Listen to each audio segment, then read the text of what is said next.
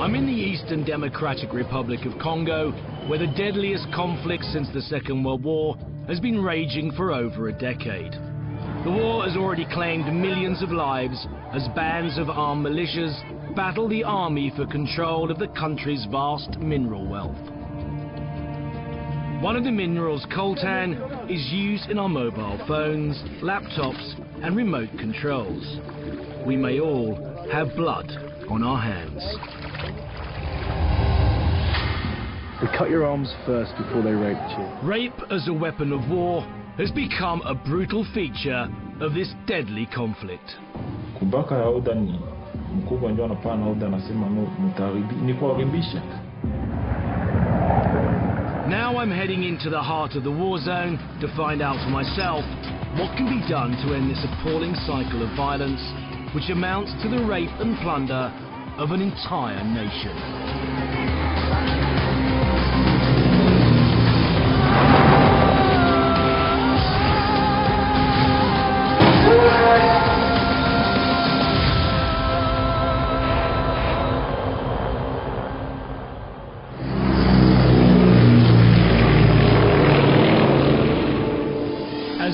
Congo is a war zone. There are no international flights in or out of its capital, Goma. So we're having to begin our journey by flying to Rwanda, before continuing by road. Rwanda is where the war in the Congo has its murky origins. We just arrived in Kigali, the capital of Rwanda. And looking around here now, it's difficult to believe that this was the backdrop to a genocide that shook the world. Just under 1 million people were brutally murdered here, the majority of whom were hacked to death with machetes. It rightly made front-page news around the world. But the ongoing war in the neighbouring Democratic Republic of Congo, or DRC, rarely makes the headlines. The United Nations has described the DRC as the rape capital of the world. It's estimated that some 6 million people have been killed there in the last 10 years, and tens of thousands are added to that number every month. We're on our way there to find out why so little is known about the bloodiest conflict the planet has witnessed since the end of the Second World War. Rwanda, the country of 1,000 hills, is peaceful now and run along orderly lines. And the road which leads to the Congo is surprisingly good. But it wasn't always like this. In 1994, simmering ethnic hatred in Rwanda between the HUTU and TUTSI tribes boiled over, and the Hutu set about systematically ethnically cleansing the country of Tutsis. But the Tutsis then rose up against the Hutus, 2 million of whom were forced to flee the country. Amongst them were some of the ringleaders of the genocide. We've been driving for about 2 hours now, and the road is following a river that slowly winds into the Congo. And I'm reminded that this is the route that the Hutu militia took after the genocide in Rwanda. This is the way they got into the Congo. And once they arrived there, they started a war.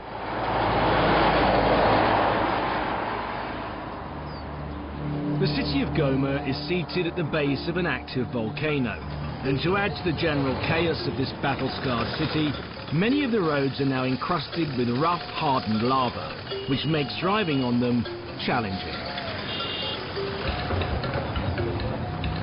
I'm heading to Panzi Hospital, the only medical facility in the country equipped to deal with the worst cases of rape and sexual violence, which have become a hallmark of this brutal conflict. I'm going to meet Dr. Dennis Mukwege, who founded the hospital in response to the crisis in the country. He's been treating the most serious cases of rape and mutilation here for 10 years. We have our operating room here for the general surgery, and we have 2 rooms there for especially for fistula and mutilated women. Sorry, that's very difficult for me to understand. What do you mean? We saw that many women who were coming here with the story of rape, after to be raped, they are wounded in the genital party. And it can be to cut the labial, it can be to cut the clitoris, it can be to put fire, some of them... Fire? Exactly. But they put burning wood in... plastic, warm plastic, and just... stick it inside the woman's vagina? Exactly. And all this can just make the wound on the genital party. But why do they want to cut the labial, the clitoris, or why stick burning? I think that all these things is done publicly, and I think that it's a strategy to traumatize as possible as they can traumatize not only the victim but the family. So basically, it's rape being used as a weapon. Exactly. On our way round the hospital, we come across Sarah, a young rape victim. She's only 14. Yeah. And balukamata kunakuwa miaka ngapi? She was raped when she was only 13. 13. And now, where's her baby? Who was responsible for the rape? Hutus. Are her family okay? She's now alone in life with a child. The father are the killers of the whole family. It's terrible.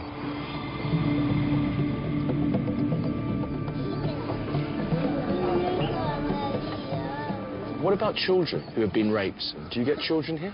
Yeah. Very young? Yeah, with 3 years. 3 years old? Yeah. Raped with all the genital party completely exploded. The genital parts had exploded? Exactly. The rectum, the vagina, the bladder, it was just gone. The brutality of the Hutu militia and the awful consequences for their victims seems to know no bounds. Can you tell me your name? And what is your story? What happened to you? How comes your hands have been cut off? Do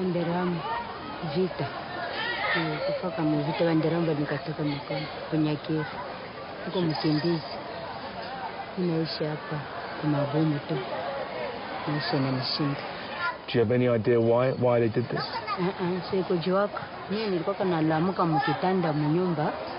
Ndio nikiwaona wanakwea wanavala vya mweusi niwaka na bebe watuamo sasa vile huyu mwenye niko naye kisha sasa niliwaonaka hivi nikikimbia kwenye nilianguka sasa mpore ndio sasa wakenikata mkono nikamweka.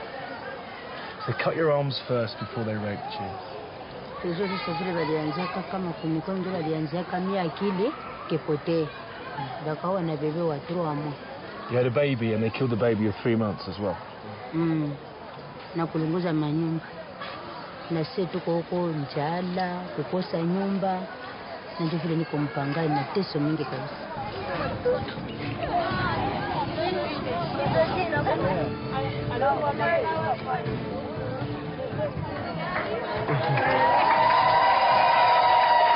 Habari. Dr. Mukwege is seen as a saviour here by hundreds of women who have been raped and often mutilated and are now recovering from surgery. Rose.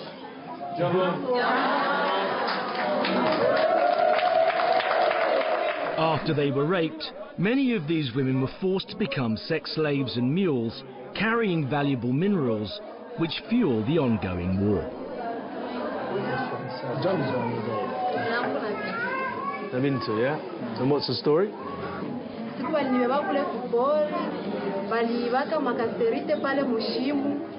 Wakaniambia nibebe 20 kilo. 20 kilo ya kasterite ni ya kilo sana. Lakini juu ya kunipiga na mateso mingi nilifikishaka kule kupori kuniwateramwe wanaikalaka. Banakamataka watu wanachinja hivi kupasula mo marafiki. Cut its skull in half? Yes.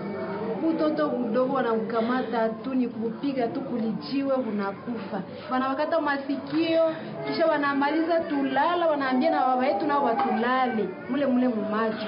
Baba yetu nao wanatulala. Bakishamaliza tulala vile wakasema juu walitulala basi bauwe. Banaua tena baba yetu macho yetu. So why would they ask them to rape the parents to rape their own children? I think that it's a kind of just doing things to try to destroy not only physically but also psychologically. So they can be sure that they destroy everything. Even if Any sense of family? Yeah, even if they left you in life, but you are completely destroyed. Wanabakia wewe peke. Babangu ni mzee sana, mimi ndio wa mwisho. Ile siku alibakata wakaua babangu, kaka yangu na mwingine mkubwa yangu. Juu sasa babangu alikatala hata nilala, wakamtosha macho, wakamkata masikio. So they plucked his eyes out and they cut off his ears and then they killed the father? Yeah. Yes.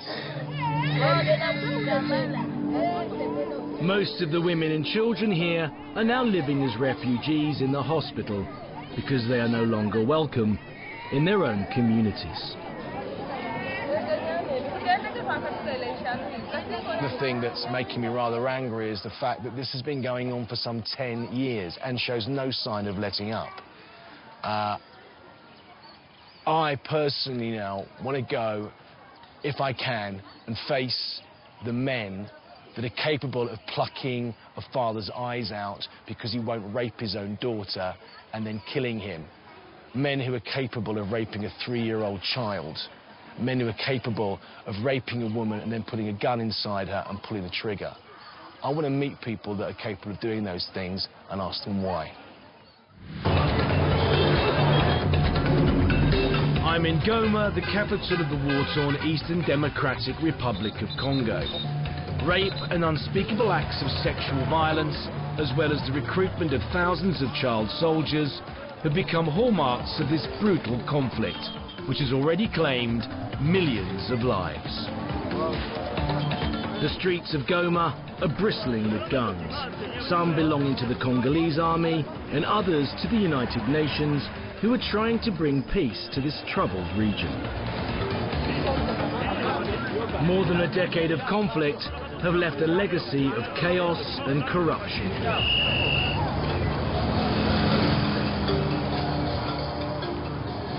I've met a local journalist who's trying to help me make sense of what's going on here. It's a business culture in Goma. Yeah, all the business is done here. But this country has more minerals, more gold, has oil, has all the things that can make this the richest country in the whole of Africa. Of course, the problem is the leadership. The leadership is not good. They work for feeding their stomachs. They don't care about the population. What kind of corruption? How corrupt are things around here? The agents who work in the government, they don't get well paid. So since they don't receive a good pay, they have children, their family, they need to ask for blessings. Blessings, you call it? Yes. That's a bribe, we call it. Yes. It's called a blessing here, yeah? Yeah. I want to come face to face with the men capable of carrying out the horrific crimes that we heard about in Panzi Hospital. And the obvious place to start is the city's jail. The UN described this as the worst prison in Africa. Originally built to house 150 prisoners, it now has nearly 1,000. Bonjour, je suis le Moi, je suis du ministère de la Justice. Monsieur beaucoup. Soyez les bienvenus à la prison centrale de Goma. Okay. Are most of those people in that prison for murder and for rape, or are they in there for other crimes against society? Oui, oui. Il y a ceux qui sont condamnés pour les problèmes de violence sexuelle. Il y a ceux qui sont condamnés pour assassinat, meurtre, escroquerie, abus de confiance, vol, main armée, et ainsi de suite. Are most of the prisoners in there military, militia? Tous les groupes confondus sont là. Il y a les militaires qui sont arrêtés là-bas, du gouvernement. Il y a les militaires qui sont venus des milices et des groupes armés. Toutes les catégories sont là. I find it hard to believe that these warring factions who have been fighting and killing each other for over a decade are not kept in a separate jail. Bonjour. Ça va?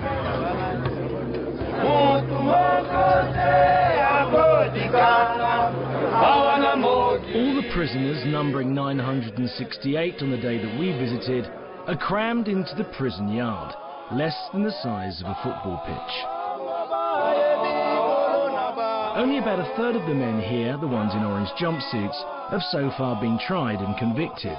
The rest are on remand, awaiting trial.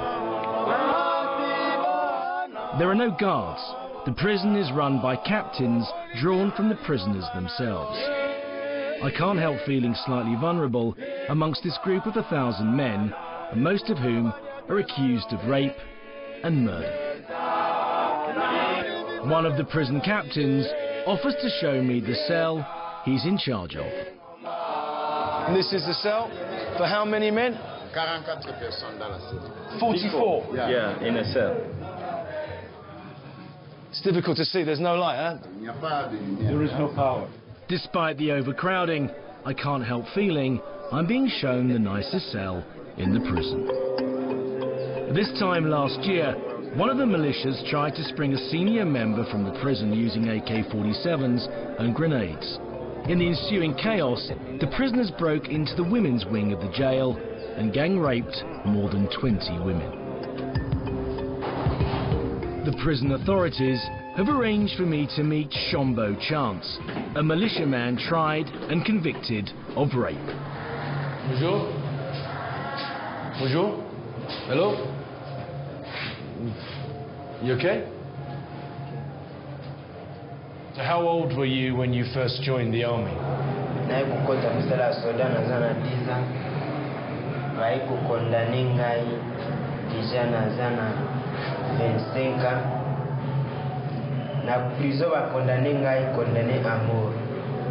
Are you guilty of rape?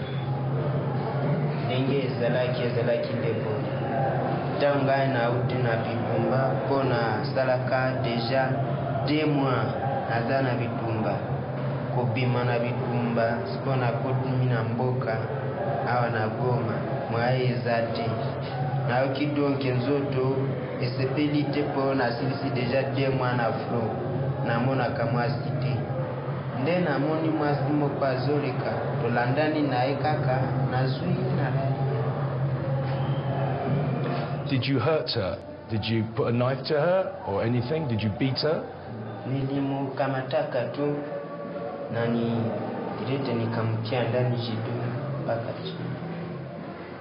Do you feel sorry for what happened to that woman? Do you feel remorse?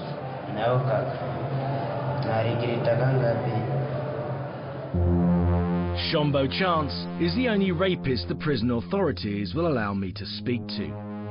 If I'm going to come face to face with the kind of militiamen who subjected the women we met at Panzi Hospital to such inhuman acts of torture and mutilation, I'm going to have to look further afield.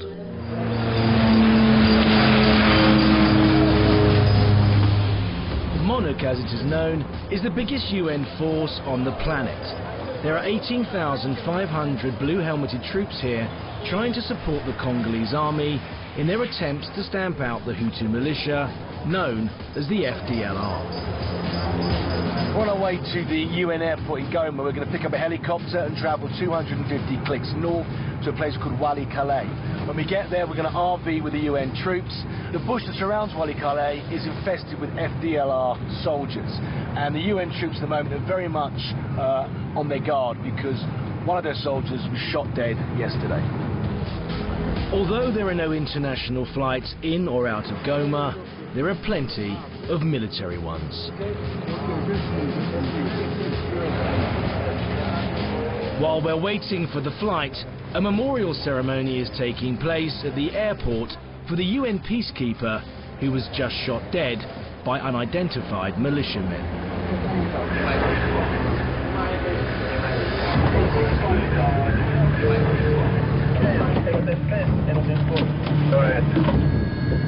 Where we're heading, there are no roads. We're flying up country where the HUTU militia are hidden deep in the jungle. The main roads around the remote town of Walikale have long since disintegrated, and the only practical way of getting in or out is on the twice-weekly UN supply flights.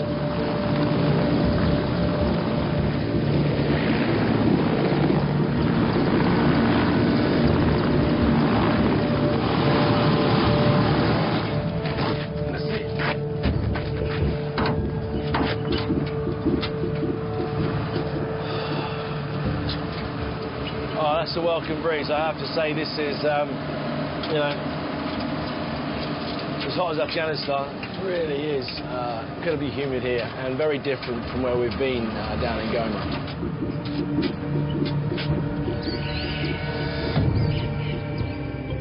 Thousands of Hutu militiamen, including their leader, are hidden deep in the jungle surrounding Walikale.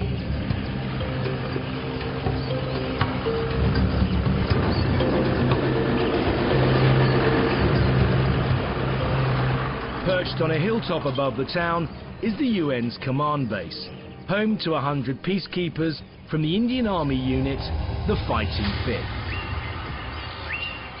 The battalion distinguished themselves in counter-terrorism operations in India before being posted to the Congo. There are no hospital or medical facilities here, and we are entirely dependent on the UN for our security if anything goes wrong. Captain Thalpa Galsa is coming to the end of a one-year tour. And how often do you patrol this area? Every day, once in the morning and once at night. So what problems do you face in terms of patrolling here? The only problem here is you cannot really tell when the FDLR is going to attack or loot any village. Yeah. They can come anytime.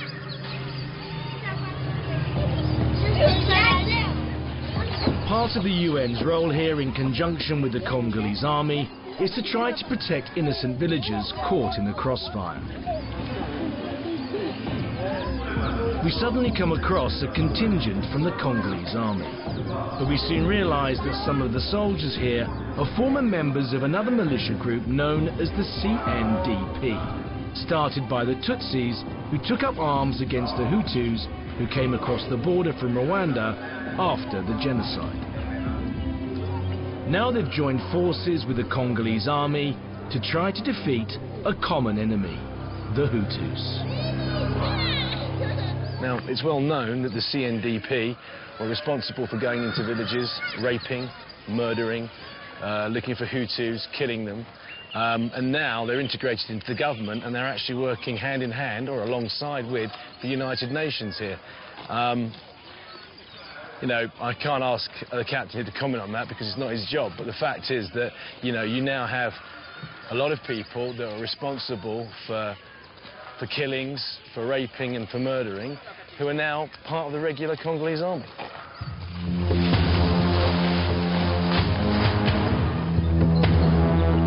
As we travel deeper into the jungle, the likelihood of enemy attack increases.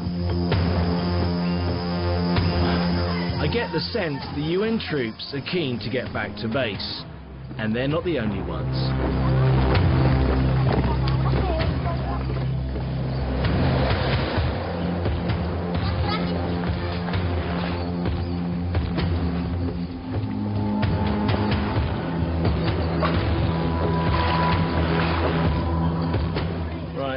I think that's just about it. We're now back in Walikale. It's still very hot, even though it's gone dark virtually. But I have to say, I for one am very happy that we're back with the vehicles. Unfortunately, the UN can't put us up at their base, and we're forced to find accommodation in town, which is basic to say the least. It has no electricity, food, or running water. But during the night, I discover it has plenty of bed bugs, mosquitoes, and rats. Although we've still seen no sign of the Hutu militia who are being hunted by the UN and the Congolese army, I have now managed to make contact with another notorious armed group, the Mai Mai. The Mai Mai are a Congolese militia group originally set up to defend themselves against the other militias that would come in and attack their villages. That said, we have heard that now they operate independently as a militia, that they're responsible for rape, and also they have many young soldiers fighting for them. There are still some 8,000 child soldiers estimated to be out in the bush, and the Mai Mai use children on a frequent basis. Hello. Bonjour. The Mai Mai commanders have organised a traditional African welcome for us, and we're taken to a nearby parade ground.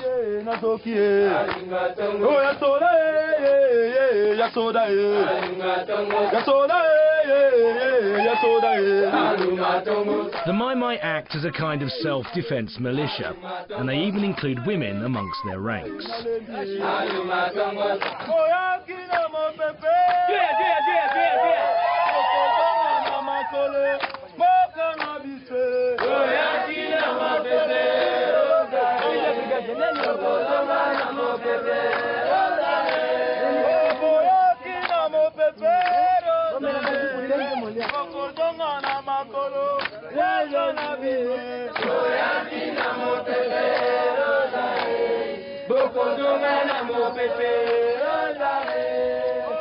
Are there some very young soldiers here? Do they ever have very young soldiers? What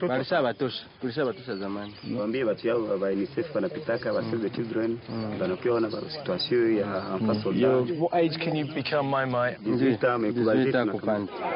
After the parade, the Mai Mai commanders are keen to tell me why they felt forced to take up arms.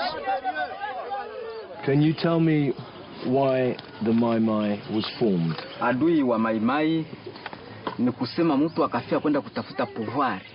Sawa vile muno Antua. Kuko vita ambayo ilipasuka, ilikuwa vita ya Muutu na Muzairwa.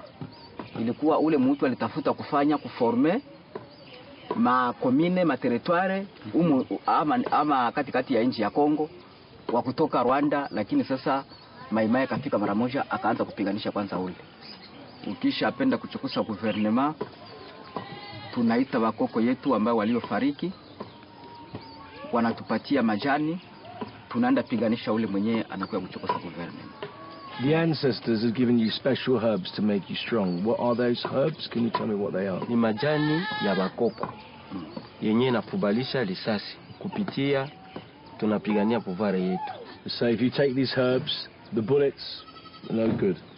Ile mayani tunaitengenezaka, tunachanga na mai, bakisha kutupia hayo na kukuchanja hayo, risasi haiwezi ingia. But we have been told that members of the Mai Mai have raped women. Is there any truth in that? Nisiye tuko batoto ya nchi. Tuko batoto ya ndani, Congolais disa, ba patriote, ila tuweze. Na Mai Mai makondisio zetu hawezi viole, hata haiko viole. Hawezi fanya kitu yoyote ya mubaya. Ile dawa inakatala. I can't say I'm sad to be leaving Walikale, but just to show how complex the situation is, shortly after our visit, in an unlikely alliance, Mai Mai and Hutu militias joined together and entered a village just 30 miles from the UN base and systematically gang-raped nearly 200 women and children over a 4-day period. The UN could do nothing to stop this prolonged and horrifying attack. I now want to find out how the militias fund this brutal war through the control of the lucrative mineral trade.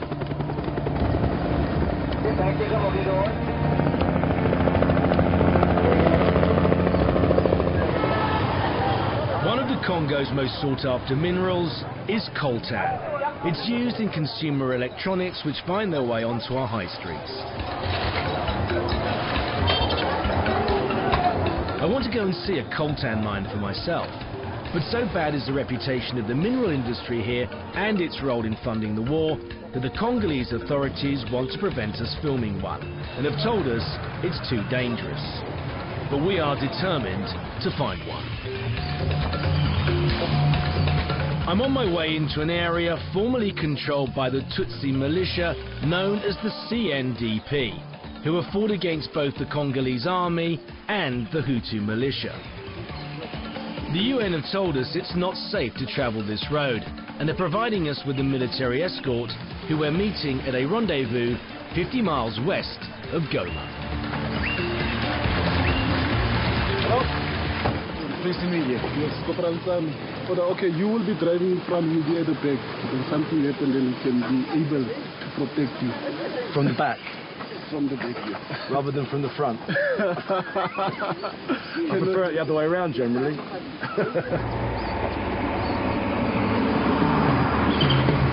With the UN bringing up the rear, we drive into an area they have told us is highly dangerous. The mine we're going to produces cassiterite, which is used for soldering, as well as coltan, used the world over in electronic goods like laptops, computer games, and remote controls. In recent years, there has been fierce fighting for control of the mine between the militias and the Congolese army. Right, well, we've reached the end of the road quite literally. We're having to say goodbye to our UN escort, and we've now got about an hour's trek down to the mine. If they don't directly control a mine, the militias seek to raise money by setting up roadblocks or ambushes along routes like this one. Often it's women like those we met at Panzi Hospital who are made to carry the minerals. The militias demand what they call taxes, using the threat of violence, rape or murder.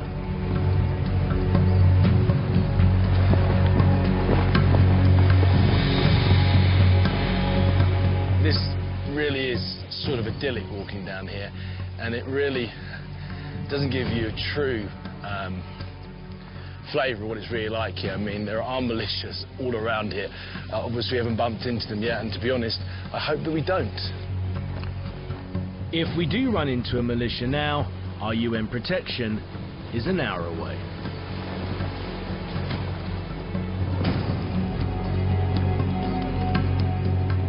That, if I'm not mistaken, is what we've come all this way for. That is a coltan and cassiterite mine. Once the coltan leaves Goma, it's shipped to the Far East, where it's smelted. By then, the blood minerals from the Congo are untraceable and may be sold on to electronic giants worldwide. So these guys have been sifting for a considerable amount of time, and they've actually produced that black material from washing it out of the chalk soil. So how much ore do you think is actually there? And how long would it have taken them to have made that $10?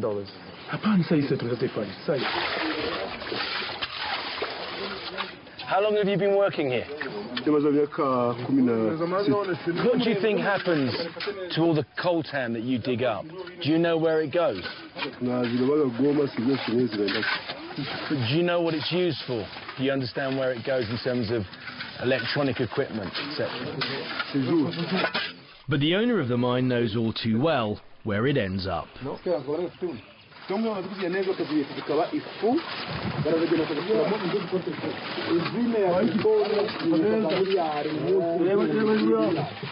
This is coltan here, and in my hand here, just considerably heavier, is cassiterite. But the mine owner here is telling me that when he gets this eventually to the market in Goma, that this goes for about $5 to $6, the cassiterite, a kilo, and this can go as much as $20 a kilo.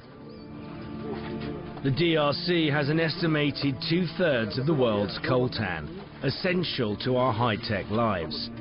I find it hard to believe that in the 21st century, miners here are still digging it out with their bare hands. Quite simply, the taxes levied for mines like this one fund the war. They end up paying for RPGs and for AK-47s.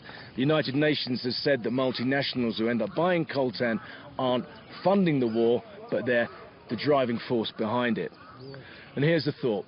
Maybe the camera that's filming me, and possibly the mobile phone that's in your pocket right now, has blood on it from the Congo.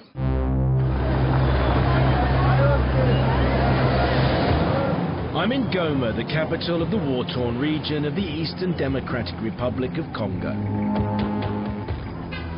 From the beginning of my journey, I wanted to come face to face with the men who are capable of committing the most horrific crimes of sexual violence that have become the feature of this deadly conflict. Now we've finally made contact with someone who's prepared to talk about the crimes he's committed. We're on our way to meet an ex-child soldier. His nickname was Satan because he was so violent when he was in the militia. Apparently he's going to talk to us about the fact that he's raped people and he's murdered people.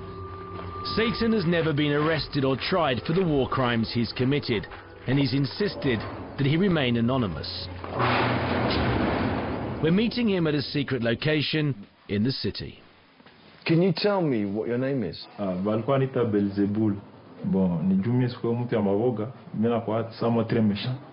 Can you tell me how old you were when you joined the militia? Nilikuwa na 12 ans. How many other child soldiers were with you when you were in the militia? Sisi tulikuwa kwa kwanza groupe tulikuwa ka 1200. Shiba kadogo tulikuwa ka presque moitié, tulikuwa kama 500 600. You tell me about the training that you received when you first joined the militia. Ilikuwa ngufu juu kwanza formation Mnyarwanda yeye anaforma kana fimbo. Aforma kesa bengine atakia abafundishe kutablo, abafundishe hivi. Yatakia na fimbo, anakwambia kugeuka ni hivi. Ukifanya contraire vile anakupiga.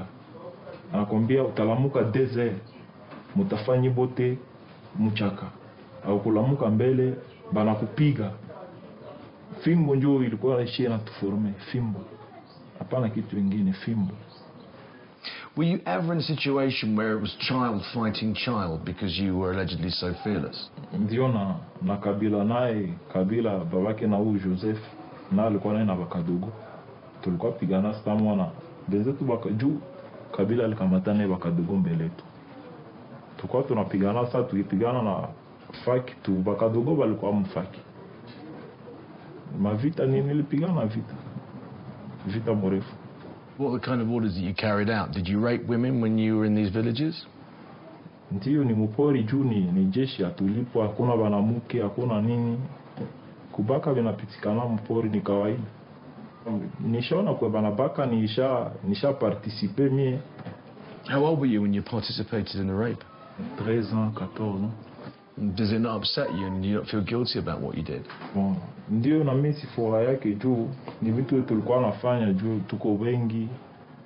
Sasa tuko mingi, mwenye anatosha tu idea wa kwanza tunafuata shivote ile idea yake. Ndio maana na semena biwaza sana juu ni vibaya tulitenda. Hatuwezi sema no tutabisahau, ni vibaya. Did any of your group ever cut women with machetes or kill them after they raped them? Ndio ni vita.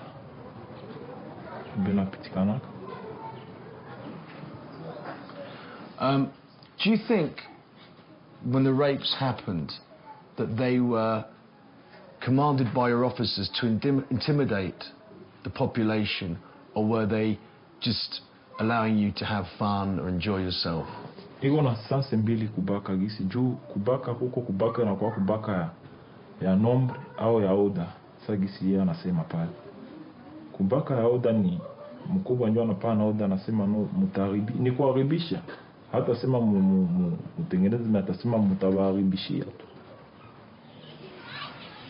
We just met an ex-child soldier who openly admits to murder, rape, and I have to be honest, showed very little remorse about what he'd done when he was in the militia. The fact that he's showing no remorse, I think, probably has a lot to do with his age. I don't think he's come to terms yet with what he actually did and what he experienced. But also, I have to say, you couldn't see his face. He's awfully young. Unfortunately, I've looked into the eyes of a number of people who are killers. And whether it was inside him beforehand or whether it was beaten into him, that man now has the eyes of what I would consider to be a killer. And I think his life is changed forever because of that. And unfortunately, he, like many others, probably has a horrible future.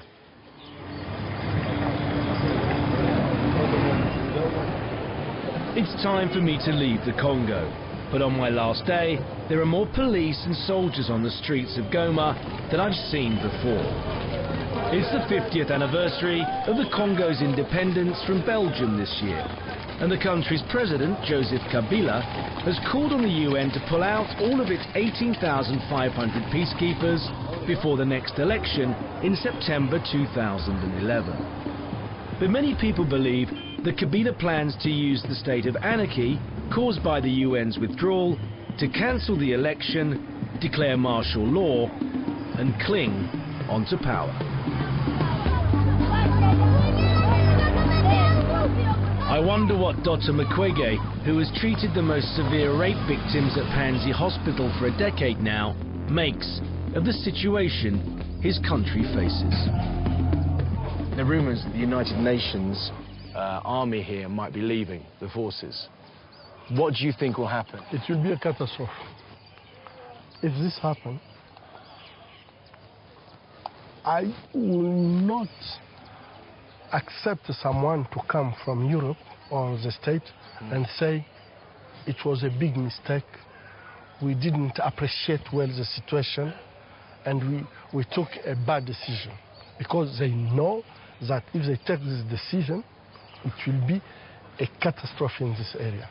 But my big question is about people who are normal and they are accepting to buy what they are looted, what the soldiers have taken. And I think that there is many people who are taking benefit in around the world. Around the world.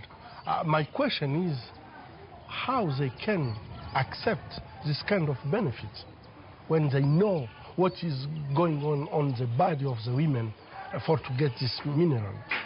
And this is going on 10 years. It's not just something who happened and we can say, yeah, no one was informed, so it's something who just, but all the world is informed.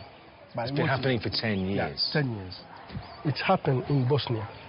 But in Bosnia, the reaction after 3 months, all the world say this have not to happen, and they stop it. Because this is Black Africa, do you think?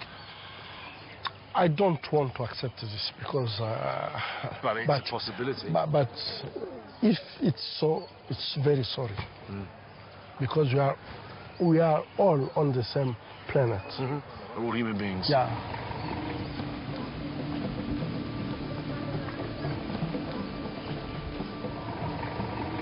Despite the presence of the United Nations, this country is the scene of the biggest human tragedy of the 21st century.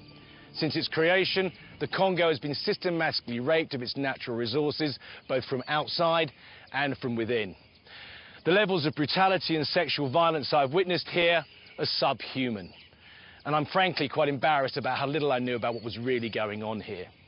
This is a country where murder and rape are so commonplace they've actually become the norm. And it's hard to believe that things could get much worse here. But if the United Nations are forced to pull out, then the consequences for the people of the Congo are quite simply unimaginable. And future generations will ask the question why all of us sat back and did nothing.